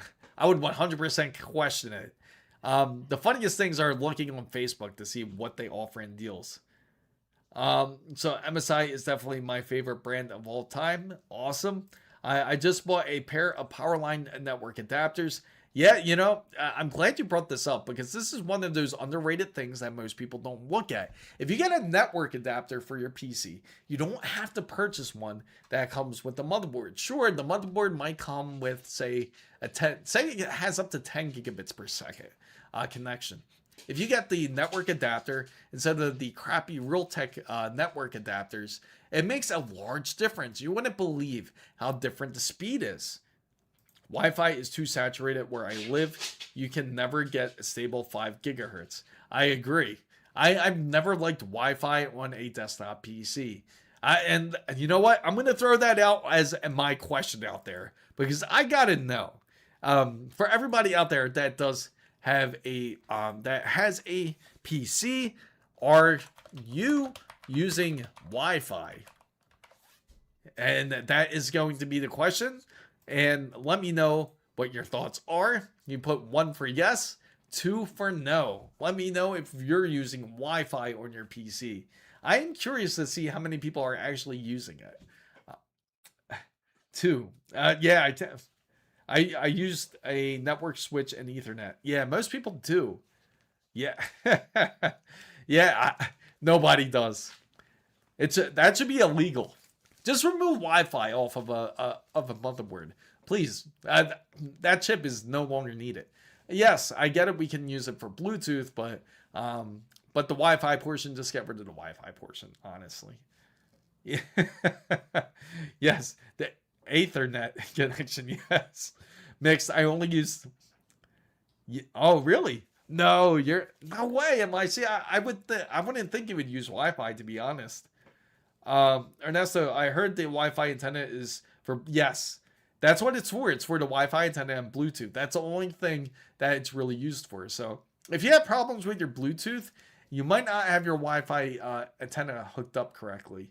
And that could be the major reason. Like, for example, if you have an Xbox 360 controller, or not Xbox 360, now I'm going old school. If you have an Xbox Series X controller and it's not connected via Bluetooth, that could be the reason. It could be that you don't have your antenna hooked up to your desktop. That's it's a crazy reason why your connection isn't working, but it's valid. It's true. Like, if that is not connected, your Bluetooth connection will drop almost immediately. So I use fiber optic to 2 routers, my PC via Ethernet. Nice. I use Wi-Fi for my. That would make sense. I get direct Wi-Fi. That would make more sense to use it for direct Wi-Fi than actual using it for the internet. Fiber straight out of my router. I love that. Easier to route a cable through the wall than dealing with Wi-Fi. And especially when your Wi-Fi collapses. To be fair, I'm not doing a heavy task on a laptop anyway. Yeah, like anytime it's like for tasks on a laptop, I'm the same way. I don't really care as much. Like, if I'm using it for more production usage, I'm going to end up using it for uploading it to my desktop anyway, or I'll upload it through Wi-Fi maybe, and that's probably the biggest task I've ever given to a laptop. More sure, you guys love your Ethernet, but when I want to play video games on the toilet on my Android handheld, I'm not sure. Oh man, really? I thought everyone brings their Ethernet cord over to the bathroom with them. I gotta have a stable connection. I can't afford to drop it. For gaming, the Wi-Fi latency matters. I agree. That's the biggest thing. The latency is key. Computer is upstairs and the router is downstairs, and use Eternity with the work laptop? Of course not. You got to take. Yes. So that way, if the router has an issue, you can reset it right in the bathroom. Mr. Saga, that's one of the items I need to add to my build and network adapter. Any good suggestions regarding brands to go to or not? There's actually quite a few different ones. Let's take a look. We'll look at some network adapters here, see what they feature over at Micro Center. And specifically, we want to get some wired ones. Now, TP-Link's a decent one. Let me see. They got better ones than this one. Of course, you can go with ASUS here. You can go with the ASUS's. They're pretty decent. It's crazy how some of them are cost so expensive. Like how they're charging $100 for this 10 gigabit connection. Now, of course, if you got 10 gigabit connection, that's awesome. Then you can take advantage of it. TrendNet, definitely a better option. You can go. Let me see. Let's go realistically 5 gigabits because I don't think. That's all they have. Well, that's in my location anyway. But wait, you guys don't bring your router in the bathroom. You're doing it wrong. Yes, ASUS makes good networks. Just don't get TP-Link. Yes, that's why I would say ASUS and TrendNet. They would probably be the better choices. TP-Link is okay. It's like the cheaper option if you're able to get a network adapter. I would use a power line adapter before Wi-Fi if I cannot run Ethernet. You know, it's funny because I was speaking to somebody and his biggest issue is not having a strong Wi-Fi connection. And it's funny if Ricky's listening into this because he knows I'm talking about him here. And the funny thing is, okay, he lives in a house where he has amazing internet. You're talking about he has very quick internet, and which I will explain in a bit. But anyway, in the area where he has his PC, he gets about 100 megabits for his download speeds. Yeah, 100 megabits for download speeds and 100 megabits for upload speeds. So he gets decent internet. It's not bad at all. It's quick, right? But he's kind of restricted to only Wi-Fi. So he ends up getting an extender so that way he gets better connection, and that's the most he can get is 100 megabits. So I recommended that he gets, if you're going to use Wi-Fi, get more extenders to really try to get a better connection because the Wi-Fi router is pretty far from where he is. So instead, he didn't get it quite yet. I recommend it to get a straight Ethernet connection. And so I actually went to go speak to his dad, who was in charge of the internet connection. And I went to go check his internet plan just to see how quick it is. And this is how much internet he is losing. You guys ready for this? He has 2,000, right? He has 2,000 megabits per second, upload and download. So he's losing 20 times the connection that he would have. So isn't that crazy? So I actually 200 times. So I actually recently upgraded my network. I switched over to Cloud Gateway Fiber Router. Use 7 Pro Access Point. I just hate how much they charge it. And that's the thing. I really hate ISPs that do that. Out of curiosity, who's everyone's ISP? I'm currently stuck with Comcast, unfortunately. I would love to switch over to fiber optics because that is literally killing me now. This whole the whole issue when it comes to fiber optics. I need it. I'm still stuck on the old school cable connected. Frontier, Verizon. So access points are better than extenders. Yeah, I mean, I think, to be honest, wired is better than extenders. I told him just get it to his room. Just put the wire to his room. For a LAN, I use 2 Netgear switches. Most motherboards have dual LAN ports, correct? One goes into each switch, 2 gigabytes per second, backbone, no need for smart switches. That's actually a great way to do it. And for those who want to do something like a NAS system, that's definitely the better way to do it too, because you can actually have it all in one. Verizon. You know, Destiny, I'm envious. I miss Verizon. I used to have Verizon a long time ago. Unfortunately, it's not in this area where I'm at. This wasn't ISP, so oh, okay. So I got you. Thank you for subscribing, Zadie. The thing is to note about extenders, an extender needs Ethernet connect. Yeah, pretty much. And the thing is, well, for him, because it's all the way his house is set up, it's all the way set like into like, say the router's in the living room, right? Where he's at is located all the way into the back of the house to the right.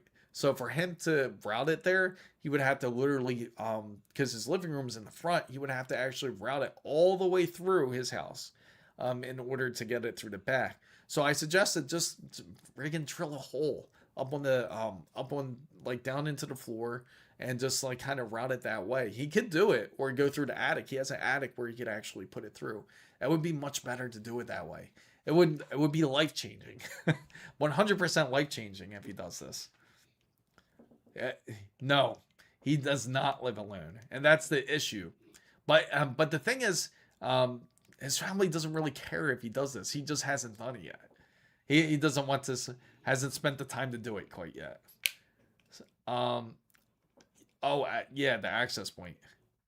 So if he is the internet provider, can he run it around it? Yes, and that's the thing. He can run it. I told him, if anything, like he can contact them and say, hey, like I want it.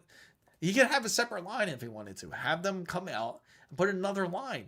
That way he can have his own dedicated line, and he'll run into zero issues. And the funny thing is, he wants to do things like he wants to stream and he wants to do these things, but sometimes his internet is limiting him from doing that. So hopefully he gets that situated soon. I'm sure he will. Man, it would be nice. It would be again a life-changing experience to see how quick his internet would be. He's gonna have to break down. Yeah, absolutely. You gotta do it. I mean, like, if it was me, I'd 100% do it. It's that much of a difference, and everybody here certainly knows how much of a difference low latency can certainly make for your PC. Now, I'm sure some of you guys are coming in here curious about this whole DLSS 5 phase. We were talking about it much earlier about this whole Jensen Huang thing. You can feel free to voice your opinion if that is the topic you do want to discuss. You can feel free to mention down into the chat. Right now, we're just speaking about internet and how vital and how important it is to have decent internet, especially when it comes to either gaming or even just like for your work-related purposes. Having Ethernet is still king. Wi-Fi still cannot compete, unfortunately. And as you see with the survey here, nobody uses Wi-Fi on their PC. Just because it's just, even though we've gotten this advanced when it comes to Wi-Fi, we've hit up to Wi-Fi 7, it just doesn't make sense to continuously use Wi-Fi. So 200, yes, absolutely. If he's not running an Ethernet, will he try a power line adapter? Yeah. I gave him plenty of ideas. I recommended him like even running a mesh system practically to in his house, so that way he could have it pretty much bounce to one to the other. So he would have 3 different routers that pretty much bounce into each other. But again, it's I'd say still for him the best option 100% would be to wire directly to his PC. If he does that, it would again make the biggest difference. Now for deals, if anyone's curious about the deals at Micro Center, again, I'm excited for this whole Intel drop. It's supposed to happen next week. But for the cheapest deals for Intel, they only have the ASUS Z890 as you wish board with the Intel 265KF. And it comes with the crucial 32 gigabytes of RAM. Now, the 32 gigabytes of RAM is CL36, but it's $530, hard to beat. As I mentioned to everybody before, the best way to purchase RAM or purchase any type of memory component is to get it in a bundle. Unfortunately, we've passed the stage of where SSDs used to be really cheap. Unfortunately, SSDs are freaking expensive. 1 terabyte is equivalent to $200 practically in order for you to purchase an SSD. Yes, Ethernet under the floor or in the attic is best. I 100% agree, Destiny. Hopefully he does it. I really hope he does, because I would love to hear how much better his connection is once he does it. So if you look at the SSDs, just to show you how rough it's looking here. Let's see. Take a swig of water real quick.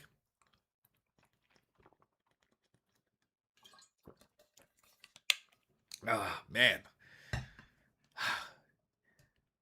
Taking a look at the pricing is enough to drive anybody crazy, because it makes no sense. Just imagine you have a laptop that you just simply want to upgrade your SSD. You want to upgrade your storage, but now you see the pricing, which I'll turn off the poll here.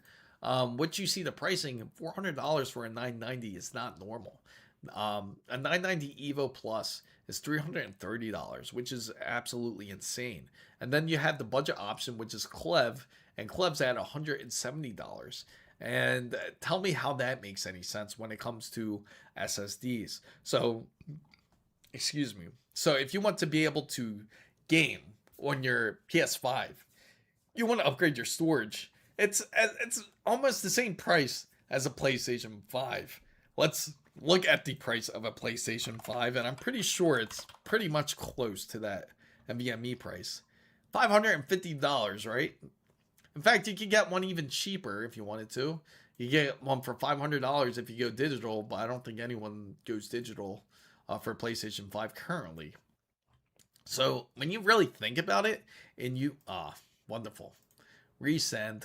Okay, so when you really think about it, the price you're purchasing for some extra RAM is nearly the price of a PlayStation 5, which makes no sense. And unfortunately, you know what that type of indicator is for? If you see the price of a PlayStation 5 is $550, you can certainly expect that the next generation consoles, for those who do game on consoles, you can certainly expect the pricing to increase drastically. The new Xbox, when they do come out with Project Helios, is going to be projected to be costing around $1,100 to $1,200. The PlayStation 6, it's going to be just as costly. It's going to cost a ton of money. It's not going to be no longer $500 to purchase anymore. Expect it to cost maybe $900 to $1,000 when they come out with the next generation. And also, now the titles. Like when it comes to PlayStation, they have chose to end up holding out the titles for Sony. Strictly, all the PlayStation titles that they have upcoming are going to be strictly on PlayStation 6. So the hobby became too expensive, and now we wish Oya came back. Oya, oh man. So if you guys don't know what Oya is, I'm going to just show you this legend here. The Oya, the one and only Oya, the legend. Remember, this was only $100. One of the best devices that you could get, and the world was just not quite ready for it. And the reason why the world was not quite ready for it, we were too used to our systems that we had already. We were too used to having Sony. We were too used to having Microsoft. We were too used to having PCs the way it were. This to us looks just like any other emulator that you would have. But now it's getting to the point where it seems that cloud gaming is now the forced way pretty much into gaming. In fact, like if you take a look at, say, LG's newest TV, which is the LG C5, it has the LG Gaming Portal. Now, if you're unfamiliar with the LG Gaming Portal, it looks like this. So the LG Gaming Portal looks just like here. You can play on the cloud. Now, I'm sure everyone's super excited about this, right? Everyone wants to game on the cloud, right? Says nobody. But anyway, you can be able to game on Xbox Cloud. You can game on Nvidia's GeForce Now. You can use Luna. You can use any type of cloud gaming service that you would like, as long as if you had a certain speed of internet. I think the minimum for it was required was at least a 5 I think a 5 megabit connection was the minimum. But when I've tested this, when I personally gave this a shot, it did not play well. It, in fact, was quite pixelated. It did not clear up until like 2 or 3 minutes later. And the explanation I was given by the rep was that, oh, this doesn't normally happen. Usually it's better than this. That's not what we want to hear, because if I see this, I'm going to assume that happens a lot more frequently than the rep actually says it does. So, well, when was the Ouya? The Ouya happened actually back in, what was it, 20, I would say 20, was it 2019? Maybe older, 2019 or 27? I'm about to look it up. It's actually maybe longer. Honestly, the Ouya just did too many mistakes. Developers had no big incentive to make exclusive games for platforms. Exclusive games and they cheaped out on the controller, mixed messages from the CEO. Yeah, and I think it would have ended up a lot more successful. I think the Ouya originally, when it first came out, I think it was $100. And that was the biggest selling point because of how cheap it was. Yeah, so it was a lot longer than I thought. Because I remember looking into this and thinking this might be actually pretty decent. But now,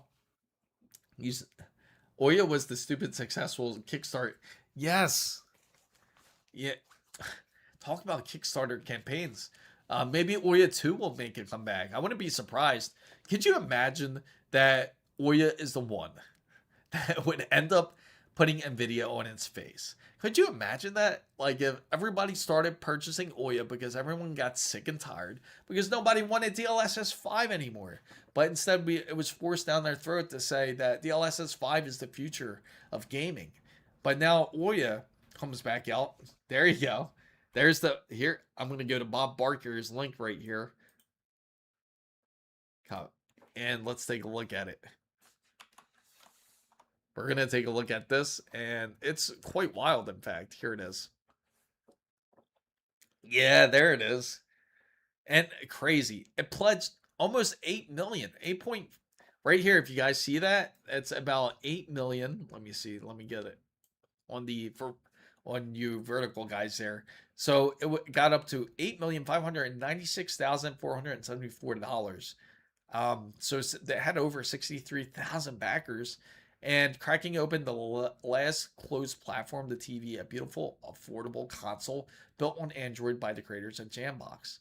Man, but when you look at this thing, it does look like quite an amazing device. I mean, look at it. In fact, let's play it. Let's give us a throwback, and I'll enable the sound so you guys can hear it. Here you go, guys. And this was the Ouya back when it first came.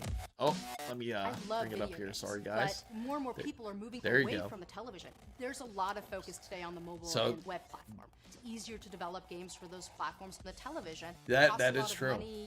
The development would make sense for Ouya, actually, because again, it's pretty much based off of Linux.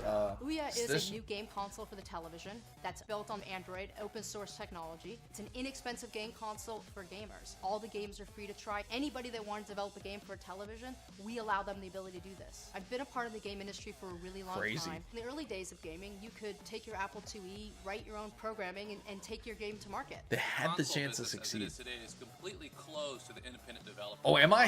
I'm buffering? Oh, wow. Is really just too much for us. There's a lot of hurdles for developers to get games onto the television. Developing is extremely expensive. I love the television, and I want those games. Oh, maybe I'm buffering because I have this up. Great product. Is it buffering now? I apologize for that. Is it buffering now? Hopefully it's not. Hopefully that cleared it up a bit. It says that there's no dropped frames. Or maybe I got to go into YouTube and actually look it up. Maybe it just buffers a bit more on Kickstarter. Oh, and another thing is that they really messed up on was when they originally created the App Store. They originally created the App Store. All developers were required to have a demo for their game on the platform. Most people downloaded all the demos and rarely bought the full games. Oh, wow. Did you actually own the Ouya, Bob? I gotta ask. Did you actually own one? I've always seen it, but I've never got to own it. That's pretty wild. It's a shame. Ouya needs to come back to life. Do you think that there would? Now it kind of makes me want to look it back up. I did notes. You buffering any? I did not own a Ouya, but I was fascinated by it to buy them. Yes, Nvidia. It's funny that I just talked about that too, about the Nvidia Shield, and even Nvidia fails at their products, and that was one of them. It was decent. It actually held its own for like the first year, but then it just like dropped off. How did you feel about the Nvidia Shield? It's like saying the PSP was before its time. Yeah. Kind of, you know, the crazy thing is when Sony comes out with their new version of their handheld, I'm curious how well that's going to end up being. Because, but that is wild though. Like you actually ended up getting it all for the Nvidia Shield. Then they were going to come out with the second one, I remember originally, but they ended up changing their minds about it. But I'm really curious to see how the next generation, like when it comes to Sony, when they decide to come out with their handheld, is it going to be truly groundbreaking, or are they going to do the same failure once again, where they end up ignoring their own console? That's what happened with PlayStation Vita. Remember, guys? Like when they came out with this console, it was quite incredible. That was truly ahead of its time. I truly enjoyed the trackpad, like it had on the back of the system, and then the crazy thing is, they just ended up ignoring their own system. They didn't make games for it. That's the reason why it failed so miserably. The Shield TV was great until they forced ads on it, and they got rid of Nvidia in the home game stream and made the Shield TV less valuable. That makes a lot of sense. That's terrible. And you know, the crazy thing is, I can see DLSS 5 not going to be as nearly as great as they make it seem to be. I can see it flopping, to be honest. I don't see it. I see that they can make it better, but I think they were quite too early to announce something like this. Sure, we might be getting there in time when it comes to AI, when it comes to neural rendering, but to also emphasize it and put it into gaming, that's going to be quite different, especially if you're going to market it that way. And this is the failure part of like when it comes to Nvidia. If people are not looking for this in gaming, again, most people out there are not looking for a photorealistic type of graphics. Sure, that makes it look great, but the thing is, people aren't caring about that as nearly as much as when it comes to pricing. People much would rather pay a lower price cost instead of paying $5,000-$6,000 on a GPU that would have the capabilities of doing so. So if you don't remember, Nvidia's game stream lets you stream the games from your PC, and that, you know, that was the biggest selling point too. That was the main reason why I wanted an Nvidia Shield, because I can do it directly to the TV. And how flawless was that, I have to ask. But now you can actually game streams directly from Steam, and it doesn't cost anything. Just don't use DLSS 5. Turn it yeah, just turn it off. People, I think we're gonna see a lot of people doing that. Their reasoning for getting rid of it, Steam Link exists, but I'd argue that Game Stream still did it better. Oh, okay. So it did it better. Because I remember when they first did this whole game stream, in fact, it was supposed to actually boost the stream connection even better, even more, right? And here we go. Let's go back to DLSS 5. I know that's the big topic of today. And for those who are looking for the whole next generation of things, like just like Starfield here, now you have this photorealistic look of when you're talking to you're talking in Starfield. As we know, the models weren't that great, and it's personally not one of my favorite games anyway when it comes to gaming. But anyway, the point is, now it kind of just looks like one of those cheesy cutscenes that you used to see back in PlayStation.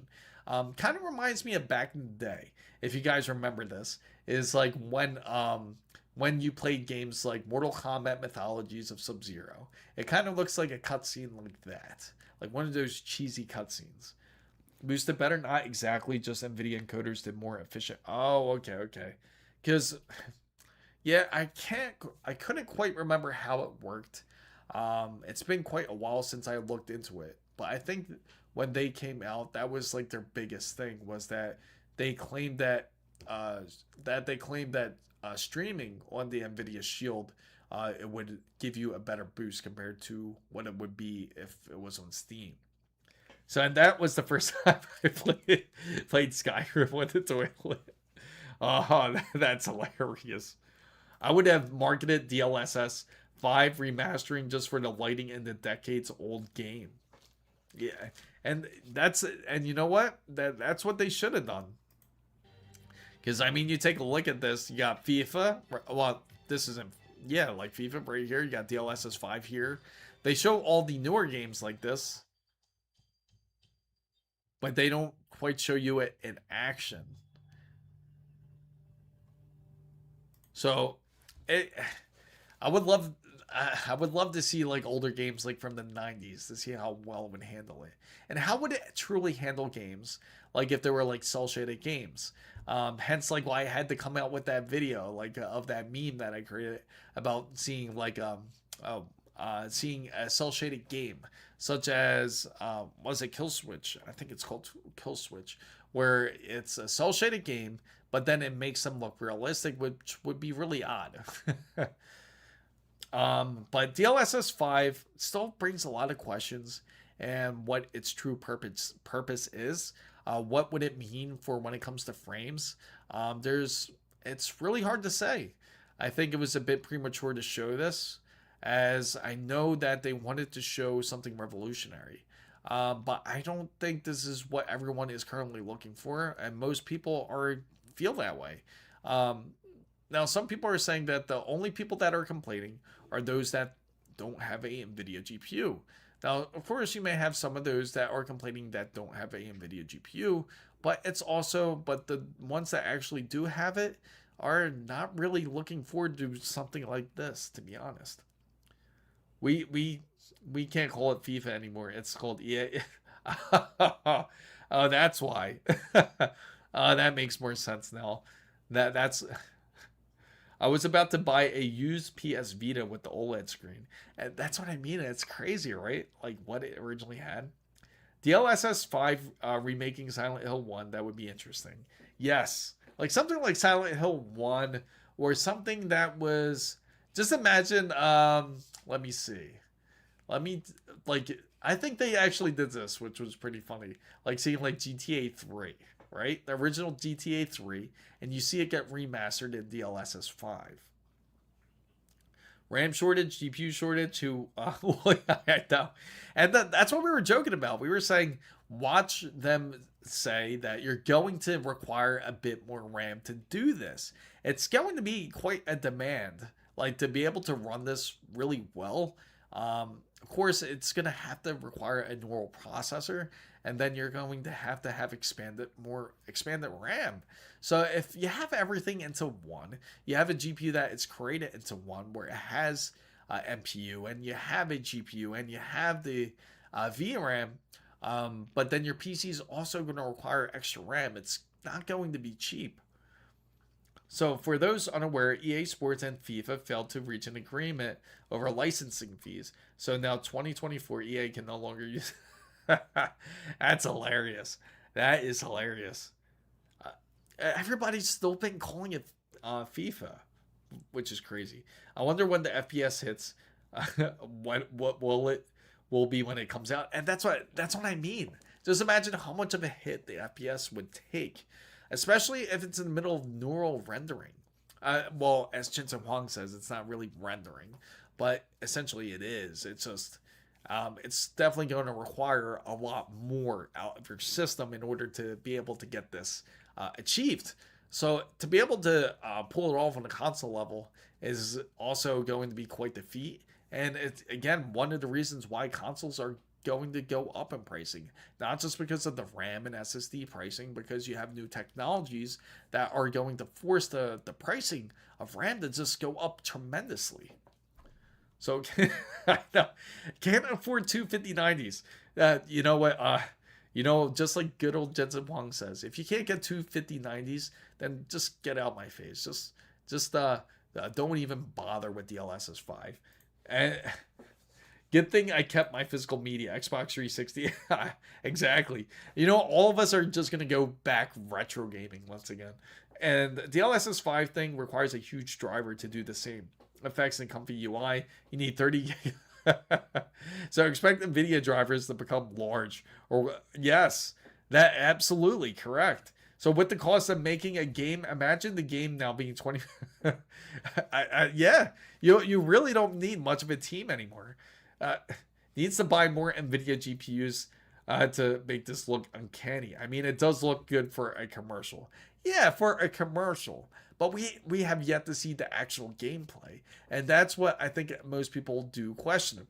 And I feel like we're not going to actually see the gameplay until probably Computex. Maybe Computex is the next time we see something from them. If you can't buy two 5090s, just rent them. Yeah, and just make plan. Oh, Alex, great to see you. Nah, I'm good. It's crazy too, because it's like, just imagine you go ahead and go to Computex, and you're like, hey, can I still be able to do this DLSS 5 if I don't have two 5090s? And they're like, yeah, just get out of here. Go to AMD or something. Can you imagine them say that to you, like at the booth? Like, oh, you don't want two 5090s? Then just get out of here. Go to AMD or something. So, as a matter of fact, you know what? Go over to the GeForce Now booth. So for a low price of a subscription to, yeah, you know what? You get 1 month free. Or like you pay $1 for the first month, and the second month you pay about $59.99. Which is, by the way, they didn't limit one of the GeForce Now plans to one. Yes, they did. They absolutely did, which is the wild part. I'll actually show it here. They limited the GeForce Now plan. It's insane. Take a look at this. You really wouldn't believe it. Okay, so premium members only features. Okay, we get that. Let me go down here. So they have, let's first go over the free side. So if you get the free version, right, you can have access to 2,000 games, 1 hour gaming sessions, and up to 1080p. And there's no priority access in the queue. And you just get a very basic rig, and it has ads. Yuck. Can you imagine gaming with ads? So the next one. You get the performance. Performance side, which you only pay $100 for 12 months. Now you have access to 4,000 games. You get up to 1440p. You get 60 frames. You also get the priority access. Yay, right? So you get 28 gigabytes of DRAM versus an 8V CPU, which is practically like a probably like a 4070. NVIDIA RTX ray tracing, 100 hours premium monthly playtime. There you go, 100 hours. And then it gets better. Wait till you check the ultimate package. And then when you take a look at the ultimate package here, work will start paying in tokens. And yeah, they're going to start asking for tokens. You can only use so many tokens to use the Sapphire. So up to 5K, you get 240 frames per second. And you get up to NVIDIA's RTX ray tracing, and you get 100. Okay, so this is even better now. You get 100 hours of premium monthly playtime, and you get ACR10 and ultra wide monitor support. So you don't get ultra wide monitor support in regular performance mode, but you do get it in ultimate, which will only cost you $200 for 12 months. So it's affordable in a sense where you just pay $200 for the year, and you're pretty much good. Yes, up to 15 hours of unused playtime can be rolled over. Oh my gosh. Our ads at the start and the end. You know what will probably happen? Can you imagine you're in the middle of you're fighting like say like you're in Resident Evil and you're in the middle of fighting the spider, right? You're fighting the spider as Leon, and then all of a sudden the spider's about to attack you and an ad pops up, and the next thing you know, the ad's over and you're dead. AMD announced that they signed a memory of understanding with the Samsung to align primary HBM4 supply for the next generation AMD AI accelerators and other AMD AI. Yes, and that goes back to the whole AI race, and AMD is one of the ones that are attending it. Wait, that's 85. Yeah, 85 hours. So if you're not playing at least 75 hours, at least 80, yes, you got to play at least 85 hours.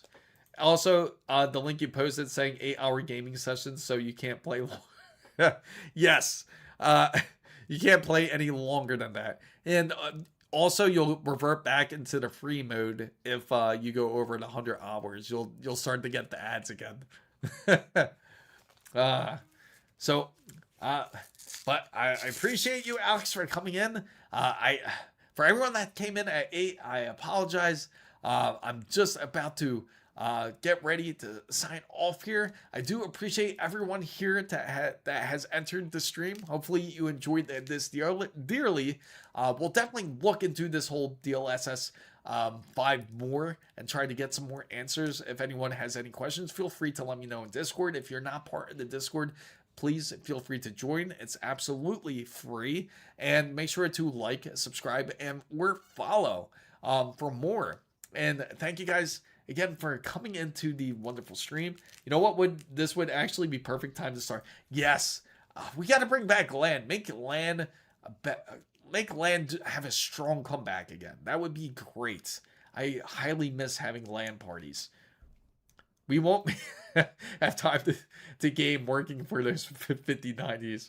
I know that people don't like 100 hours, but that's like 3 hours a day. Think of it as the biggest great. You know, one more thing let me throw in there real quick about this whole thing about like the whole NVIDIA.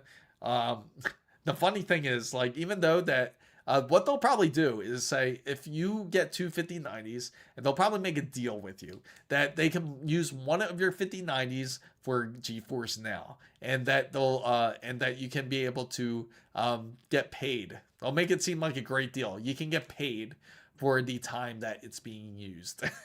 You'll probably get paid like at the most maybe like $50 at the end of the month. Can you imagine that? They beat the crap out of your 5090 for $50 a month because they're borrowing your 5090 to fulfill the needs of the server. So I'm going to look up some local retail space right now. Yeah, let me know. I'm curious. You got me curious there. HDR10 isn't even real. Well, it's NVIDIA's selling point, though. So, fam, guys, thank you guys so much for watching. I do highly appreciate it, guys. And of course, if I stream any earlier, you guys will get the notification, as I always stream on Saturday mornings at 8 a.m. Eastern. Thank you guys again so much for watching. This is Chris Mizo signing out. Have a great night, guys.